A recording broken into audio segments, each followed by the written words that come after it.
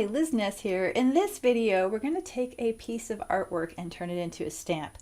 Now, the piece of artwork that we started out with is this black and white, well, shades of gray artwork, not the ring itself. The ring is actually a layer underneath.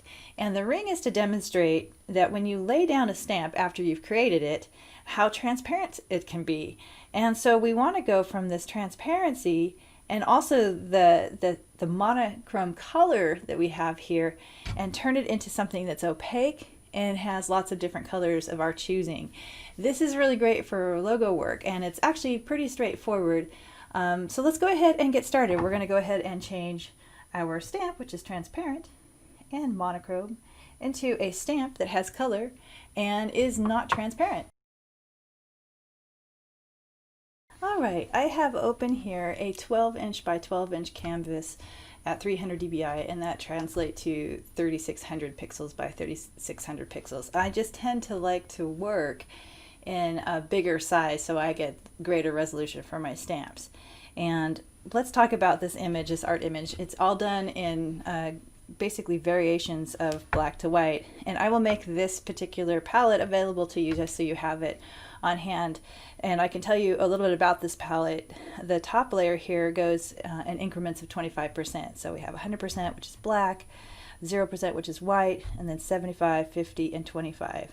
This bottom layer goes in increments of 10% in terms of value. So 100%, 90, and all the way down to 0. And the thing to know about stamps is that you work in black and white. Even if you have a color image that you copy the canvas and create a stamp from, it translates it, it turns it into a black and white image.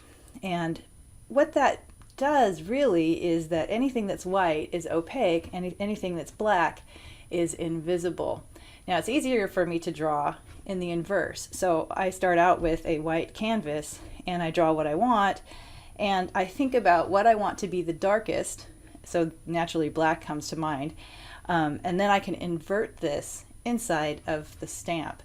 So let's just go ahead and get started so you can see what I'm talking about here. So again, I've colored this artwork and it's in different gradients. The leaves are 50%, the little tinier leaves are black, they're 100%, and then this little swirl, I believe I used 10% for that. So actually, this doesn't look like it got to be 10%. Let me go ahead and recolor that really quickly here. So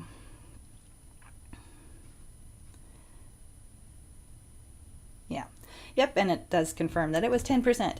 So got definitely differences here, so that it's really obvious that there are differences, because we're going to recolor this later on and we're going to mess with the opacity of it.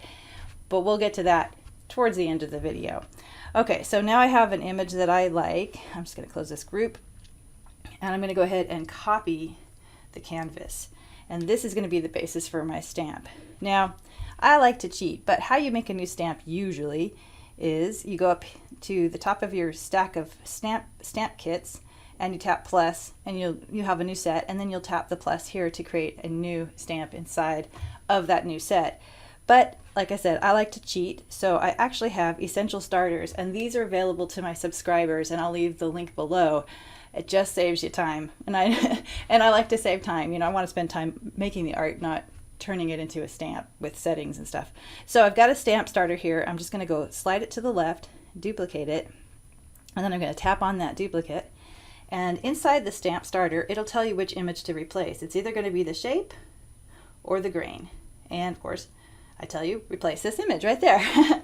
So then we just go ahead and tap edit, oops, and then we could import and paste. And that's our image. Now, if it turned out to be the opposite of what you wanted, you just double tap and that will invert it. So it was what I wanted. I wanted all that black to be the invisible parts. And remember, my drawing, black was the darker, so it's going to be the more opaque. Well, here it's white, so it's the most opaque. So that's how you think about these. It's a little bit confusing, but it works out in the end. Okay, when you're satisfied with your image, you just tap done, and then you can come over to About This brush and give it a name. And we're just going to call this Leaves. Okay, and then when you're done, just tap done.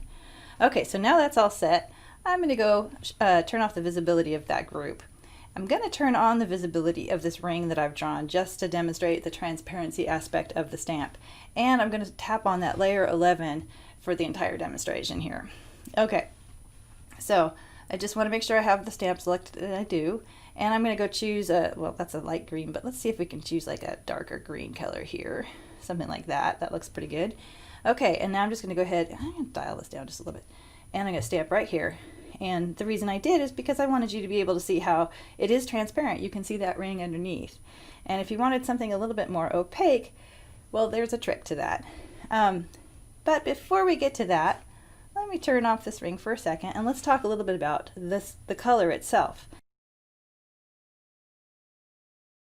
So you can change the colors here, but they will still stay transparent. So let's go ahead and do that. I'm going to make this a little bit bigger so you can see what's going on here.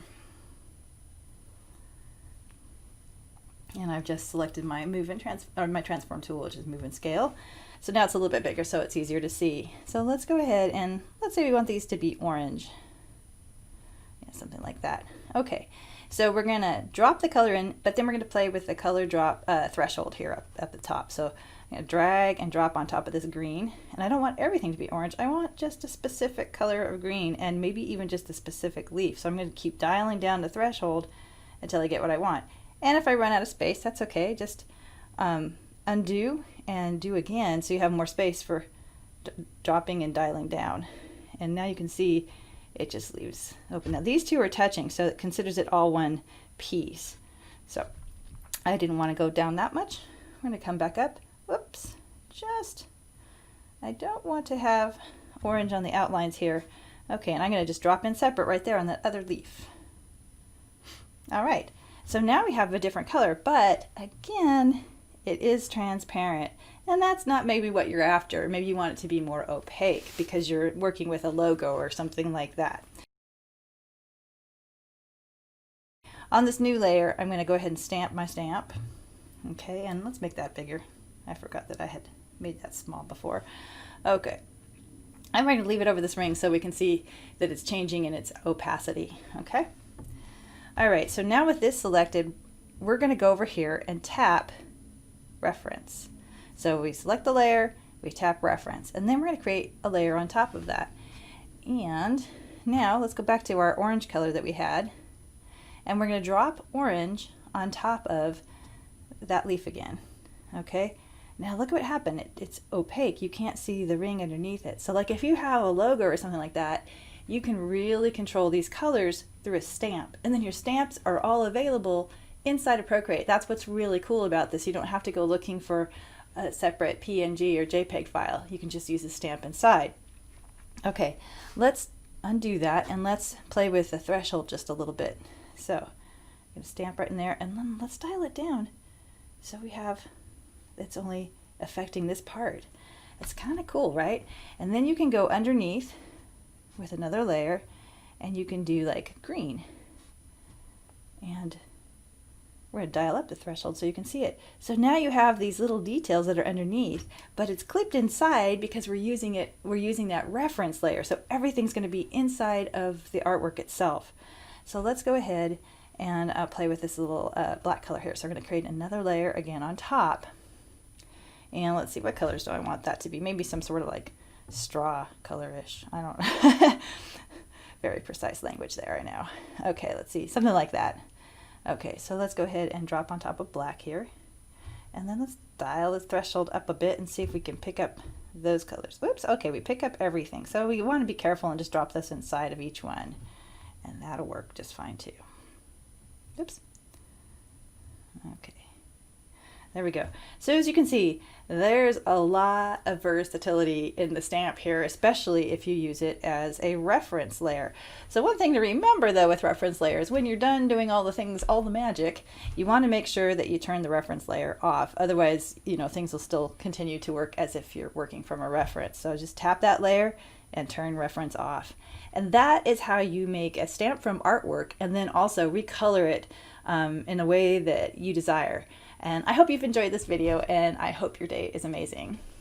If you've enjoyed this video, please be sure to like the video, subscribe to the channel, and ring that bell so you're notified when new videos become available.